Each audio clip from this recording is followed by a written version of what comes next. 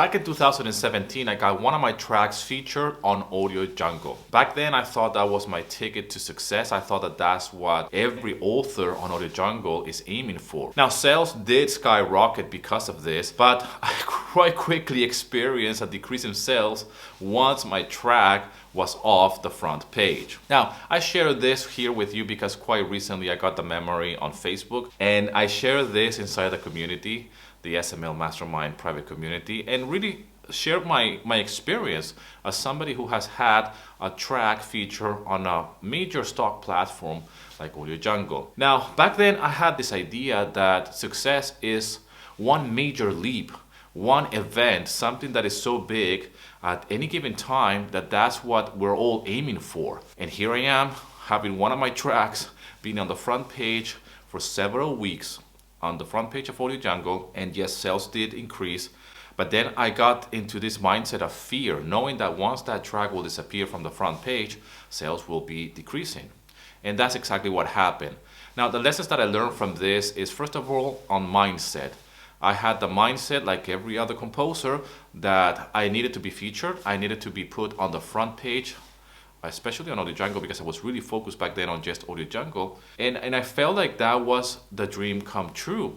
I did make sales not only with that particular track, which was featured, but as well with other tracks, because clients were just landing on the main page of Audio Jungle. They will see the featured music tracks, and they will go not only purchase that track, but they will go to the profile and scroll around and purchase other tracks. Now, this obviously is not something that is sustainable, or is not something that is a strategy for us to have as composers, especially if you're in the beginning stages.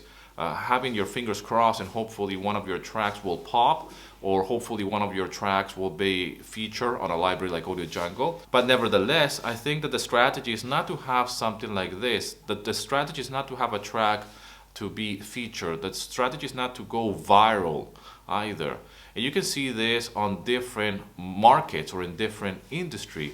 The secret to success is to be consistent and persistent with your music and never rely on just one library alone. Back then, I was an exclusive author with Audio Jungle, and even though I was making money with that, it was my main source of income, I quite quickly, and I'm choking as I'm saying this, experienced a decrease of sales, not only because my track was not being featured anymore, it disappeared from the front page, but as well because the market changed a lot. The marketplace did change a lot, and sales decreased for all of us on Audio Jungle. And then the rest is history for me. You can go and watch the other videos that I have here on this channel, how I changed my account from exclusive to non-exclusive, and how I diversify, and that's where I actually found success. Not only I found more success like that, but I was more happy and I had peace of mind. I wasn't just relying on one library alone. I wasn't just relying on one track that I was featured. I wasn't relying just on one source of income when it came down to my stock music. Now, as I am recording this video, we just got paid by various libraries like Pond 5 and Audio Jungle and Envato Elements as well, which I am part of. And to this day, these are the regular paydays on the 15th and the 16th. The 16th is for Envato Elements, if you are with Envato Elements. I'm inside the SML Mastermind community, and there is composers now. There are newcomers. They're really talented composers and musicians and producers, and they are starting to get paid. They're starting to get some revenue. And I want to share my insight with them and with you here as well, of my experience over the years as a composer in stock library, and really to help you see that the best strategy for you, whether you're a beginner or you're trying to build momentum with yourselves, is to invest in yourself, invest in your music, invest on how can you create the best possible music track today.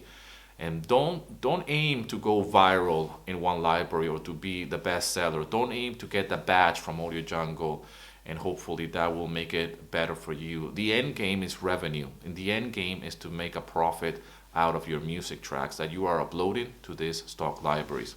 The strategy is to really focus on your music and upload and diversify. Go completely non-exclusive. This is the strategy that has worked for me, and especially because I started on Audio Jungle as an exclusive composer, and even though that served me well, I had to accommodate accordingly. And I think that for you, if you're in the beginning stages and you feel a little bit defeated because you're late in the game, I'm here to tell you that there's not a better time to get started in music licensing, specifically with stock libraries, which is the easiest way to get started.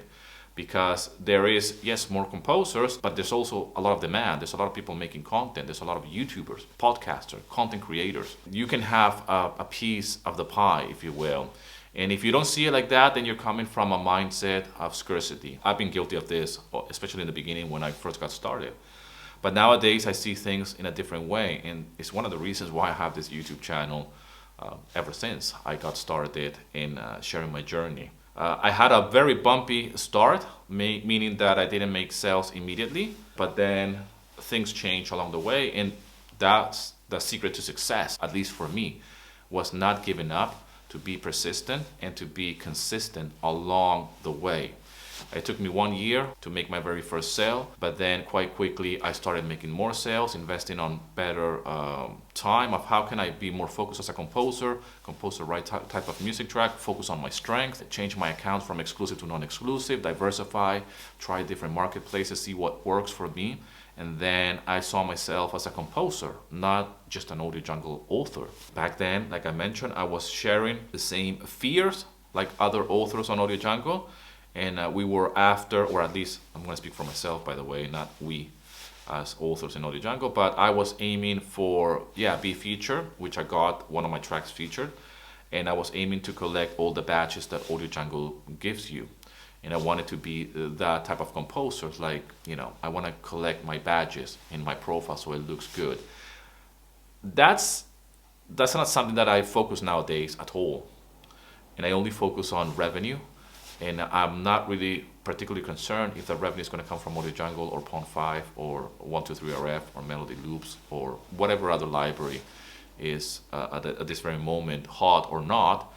What should be hot or not should be my music and my activity and how I am willing to persist and be consistent with my daily practice of becoming better. I hope this video finds you well. I hope that you're doing well. If you're new to music licensing and to stock libraries, which again is by far the easiest way to get started in music licensing and start earning revenue, go to my website, stockmusiclicensing.com/start. You can find a few free resources there to get you started. Again, thank you so much for all the love and support. And as always, rock and roll, and here's to your success.